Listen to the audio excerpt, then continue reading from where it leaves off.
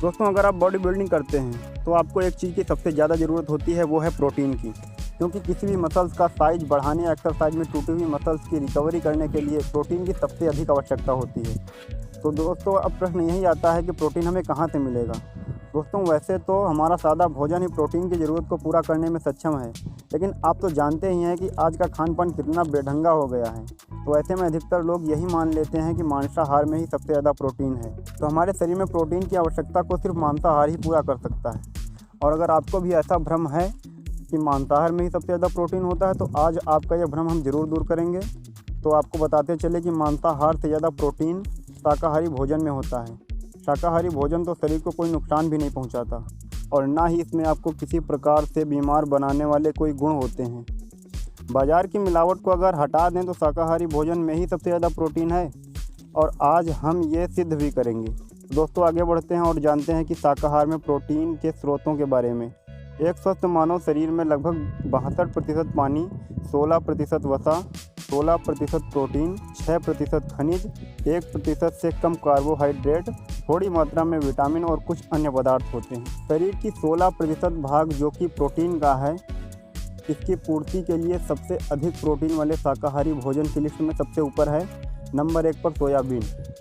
Soybean में meet और अंडे से भी ज़्यादा प्रोटीन होता है। प्रोटीन के अलावा soybean vitamin B complex, vitamin E और खनिज पदार्थों से भरपूर होता है। इसके अलावा सोयाबीन में फाइबर भी भरपूर मात्रा में होता है। 100 ग्राम सोया चंक्स में करीब 50 ग्राम प्रोटीन होता है।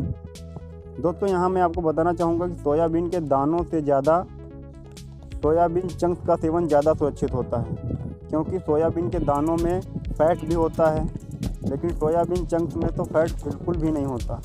इसलिए सोया चंक्स प्रोटीन की भरपाई के लिए सबसे अच्छा स्रोत है। लेकिन आपको बता दें कि एक दिन में आप सिर्फ 50 ग्राम सोया चंक्स का ही इस्तेमाल करें, इससे ज़्यादा नहीं। यानी एक दिन में आप सोया चंक्स से सिर्फ 25 ग्राम ही प्रोटीन प्राप्त कर सकते हैं, जो कि सुरक्षित है। अब नंबर 2 पर है मूंग की दाल। मूंग की दाल प्रोटीन की कमी को पूरा करने का सस्ता और सबसे अच्छा साधन है, क्योंकि मूंग की दाल प्रोटीन से भरपूर होती है। सिर्फ 100 ग्राम मूंग की दाल में लगभग 24 ग्राम प्रोटीन पाया जाता है। आप साबुत मूंग को अंकुरित करके भी खा सकते हैं, क्योंकि अंकुरित होने पर मूंग में प्रोटीन की मात्रा बढ़ जाती है। नंबर 3 पर है दूध। आप चाहें तो बॉडी बिल्डिंग करते हों या ना करते हों, लेकिन आपको दूध का सेवन तो अवश्य करना चाहिए। दूध न सिर्फ हमारे शरीर में कैल्शियम की कमी को पूरा कर हड्डियां मजबूत करता है, बल्कि यह प्रोटीन से भी भरपूर होता है। 1 लीटर दूध में लगभग 40 ग्राम प्रोटीन होता है, जो कि काफ़ी ज़्यादा है। इसलिए आपको दूध तो अवश्य पीना चाहिए। नंबर 4 पर है मूंगफली। यूँ तो मूंगफली में फ़ैट पाया जाता है, लेकिन प्रोटीन से भरपूर होती है। सिर्फ 100 ग्राम मूंगफली में 26 ग्राम प्रोटीन होता है, तो आप मूंगफली का भी सेवन कर सकते हैं। अब इसके बाद आता है पनीर। दूध से बने सभी प्रोडक्ट स्वास्थ्य के लिए बहुत लाभकारी होते हैं, जो हमारे शरीर में कैल्शियम की कमी को पूरा करते हैं। आप जानते हैं पनीर भी दूध से ही बनता है। इसमें प्रोटीन, कार्ब और फैट भी पाया जाता है। 100 ग्राम पनीर में लगभग 18 ग्राम प्रोटीन होता है। अब बात करते हैं बादाम की। बादाम एक अच्छी किस्म के फैट के साथ साथ भरपूर प्रोटीन से युक्त होता है। 100 ग्राम बादाम में लगभग 21 ग्राम प्रोटीन पाया जाता है। साथ ही इसमें कैल्शियम, मैग्नीशियम और आयरन भी होता है। अब जानते हैं काजू के बारे में। वैसे तो काजू के कई फ़ायदे हैं।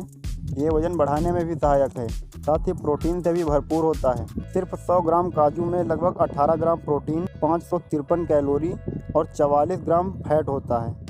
तो काजू का सेवन भी बड़ा फ़ायदेमंद है। इसके बाद है अंकुरित अनाज।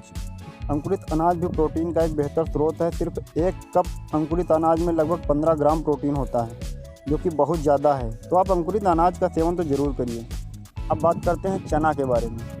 देसी काला चना न सिर्फ प्रोटीन बल्कि फाइबर से भी भरपूर होता है। इसे भिगोकर, उबालकर या फ्राई करके भी खा सकते हैं। 100 ग्राम चने में लगभग 15 ग्राम प्रोटीन पाया जाता है। चने को अंकुरित करने पर इसमें प्रोटीन की मात्रा बढ़ जाती है। अब बात करते हैं दही। दूध से बनी हर चीज़ में भरपूर प्रोटीन पाया जाता है, और इसलिए दही भी प्रोटीन का एक बेहतर स्रोत है। 100 ग्राम दही में लगभग 11 ग्राम प्रोटीन होता है।